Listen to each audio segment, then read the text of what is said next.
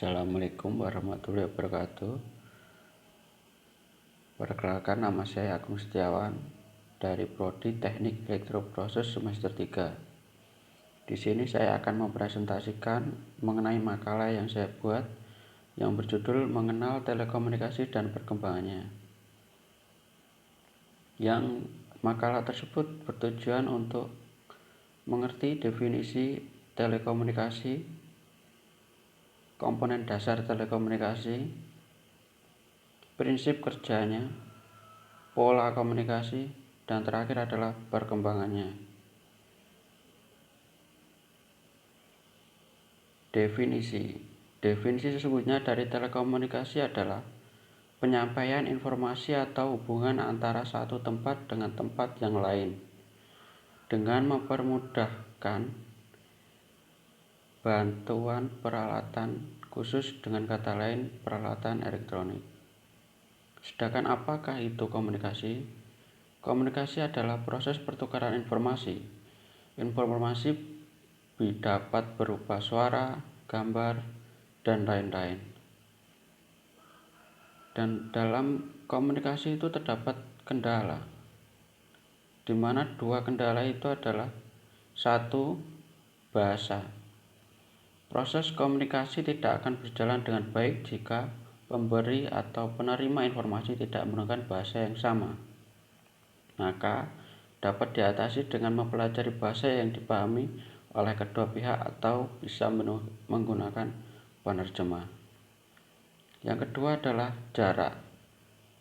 Jika jarak kita dekat, kita dapat bicara langsung.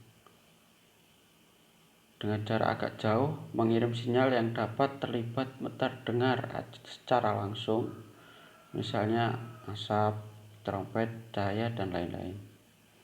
Dengan jarak jauh, dapat mengirim surat atau melalui media elektronik seperti handphone dan lain sebagainya.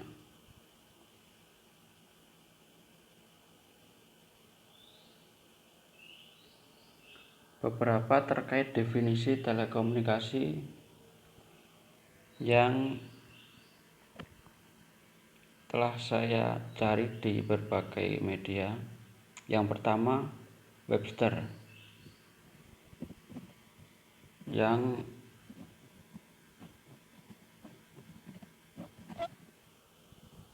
menerangkan telekomunikasi adalah communication at a distance.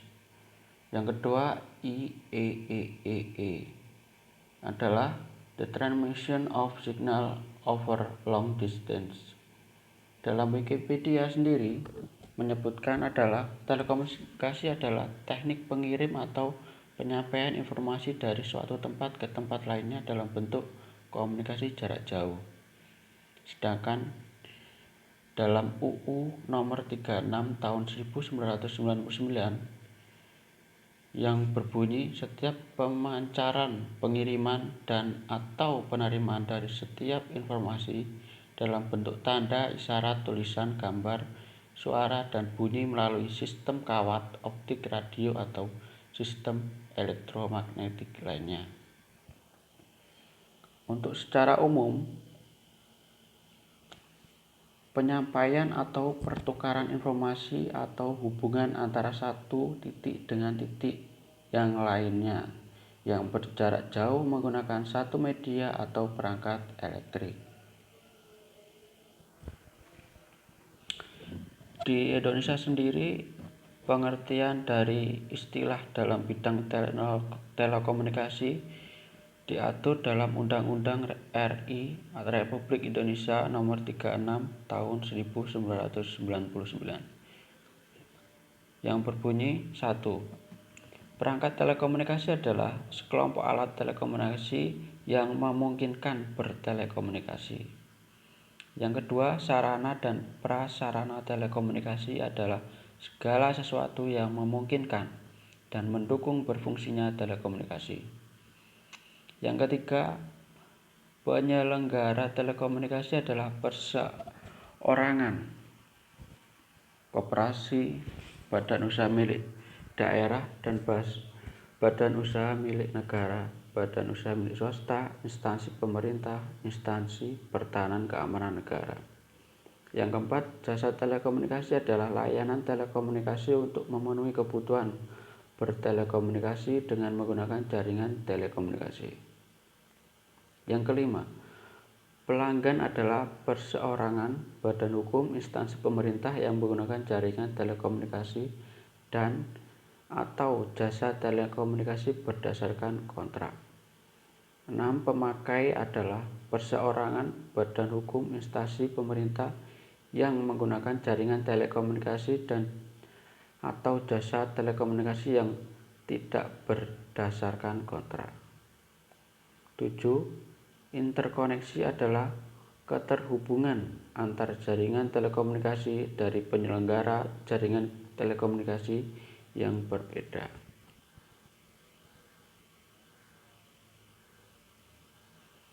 Adapun komponen pembangun sistem telekomunikasi. Yang pertama adalah informasi. Informasi merupakan data dikirim atau diterima seperti suara, gambar, file, atau tulisan. Yang kedua adalah pengirim. Pengirim merupakan merubah informasi menjadi sinyal listrik yang siap dikirim.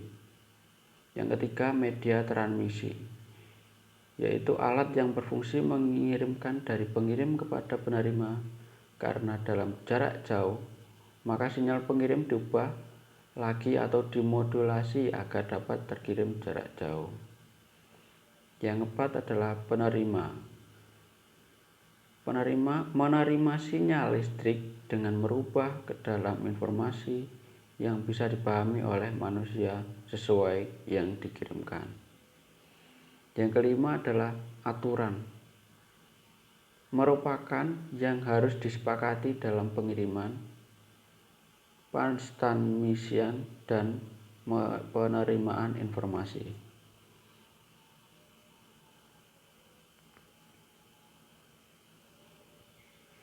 Adapun prinsip kerja sistem telekomunikasi. Yang pertama, proses komunikasi diawali dengan sebuah pesan atau informasi yang harus dikirim dari individu atau perangkat ke perangkat lainnya.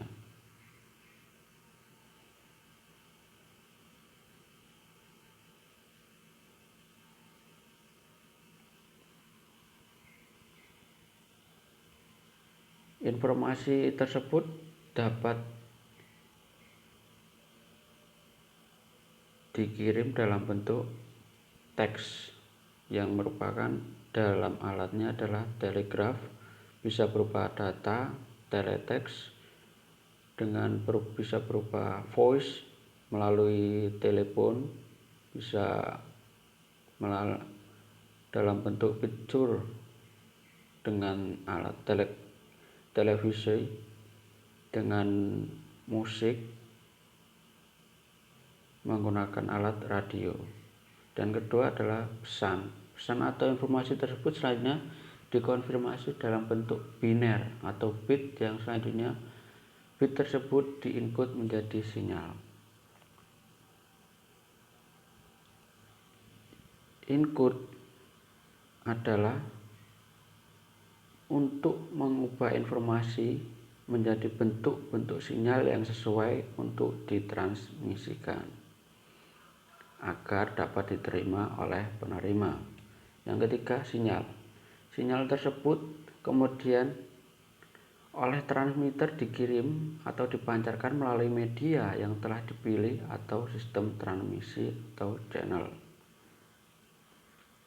Contohnya, kalau kita mengirim sinyal melalui handphone, telepon, komputer, modem, dan lain-lain. Yang keempat, dibutuhkan media transmisi berupa radio, optical, tembaga yang baik agar gangguan selama di saluran dapat dikurangi. Kelima, selanjutnya sinyal tersebut diterima oleh stasiun penerima. Yang keenam, sinyal tersebut dikode kembali dari coder untuk menghasilkan kode sinyal dalam bentuk yang sesuai agar dapat diterima. Di sini transmisi itu dapat berupa sinyal. Kalau kita menggunakan telepon, media penghubungnya adalah sinyal. Jika tidak ada sinyal, kita tidak dapat mengirim pesan atau menerima pesan. Pola komunikasi. Pola komunikasi sendiri terdiri dari 3 bagian, yaitu yang pertama komunikasi satu arah atau simplex. Dalam komunikasi satu arah, pengirim dan penerima informasi tidak dapat menjalin komunikasi yang berkesinambungan melalui media yang sama. Adapun contohnya adalah televisi, radio, dan lain-lain. Yang kedua, komunikasi dua arah atau full duplex. Dalam komunikasi dua arah, pengirim dan penerima informasi dapat menjalin komunikasi yang berkesinambungan melalui media yang sama. Contohnya telepon, VoIP, dan lain-lain. Yang ketiga, komunikasi semi dua arah. Dalam komunikasi semi dua arah, pengirim dan penerima informasi berkomunikasi secara bergantian, namun tetap berkesinambungan. Misalnya walkie-talkie, telepon, dan lain-lain. Perkembangan telekomunikasi sendiri diawali dalam zaman permulaan telekomunikasi, yaitu di masa lampau. Yang pertama adalah dengan drum yang digunakan oleh masyarakat asli Afrika, New Guinea, dan Amerika Selatan. Dan di Cina, masyarakat menggunakan tam-tam atau bisa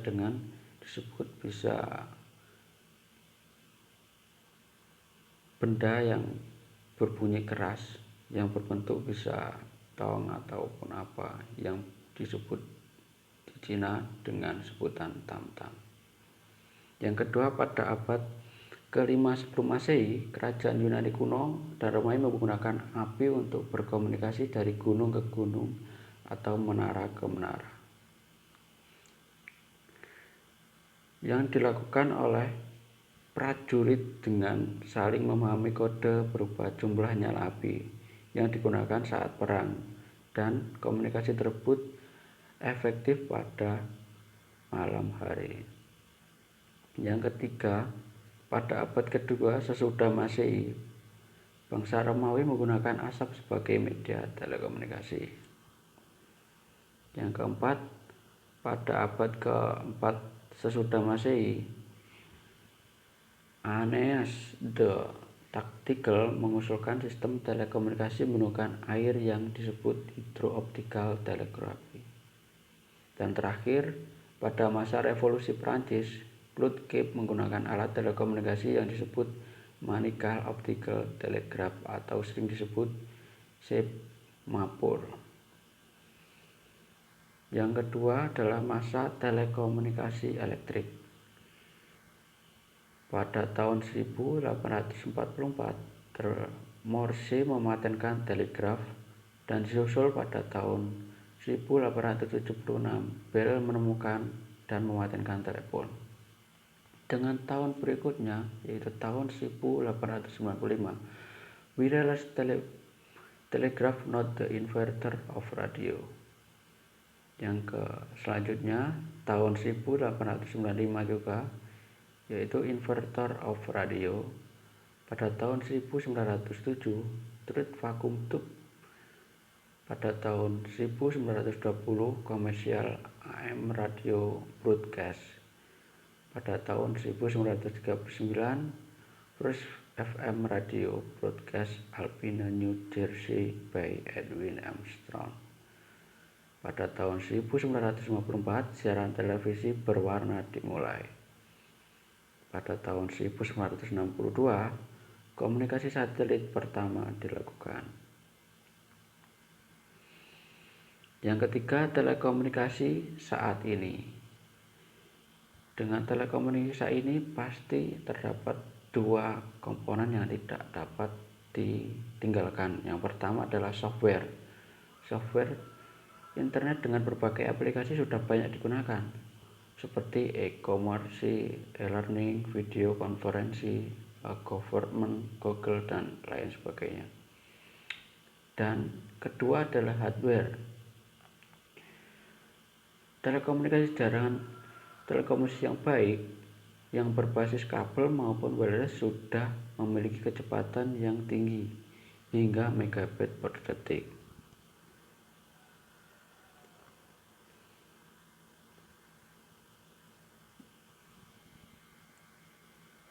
Komputer yang berukuran yang sangat kecil dan terintegrasi dengan handphone sudah umum digunakan untuk telekomunikasi saat ini. Dapat berbasis suara, data, dan lain-lain, teks, gambar, dan video. Dengan bermunculan teknologi Bluetooth memungkinkan sebuah handphone bisa berkomunikasi tanpa kabel dalam jarak dekat dengan berbagai perangkat lainnya seperti komputer, printer, scanner, dan sebagainya. Dan terakhir adalah telekomunikasi masa depan. Ray Kurzweil adalah salah satu ahli yang mencoba memberikan gambaran telekomunikasi masa depan. Dalam bukunya yang berjudul The Age of Spiritual Mechanics, When Computer Exceed Human Intelligence, Kurzweil memprediksi bahwa pada tahun 2009 sebuah PC seharga $1.000 akan dapat melakukan sekitar 1 triliun kalkulasi per detik.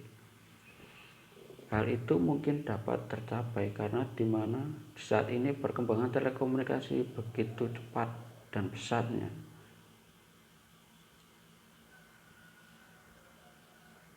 Dan sekian presentasi dari saya. Mohon maaf bila ada salah kata dan pengucapan.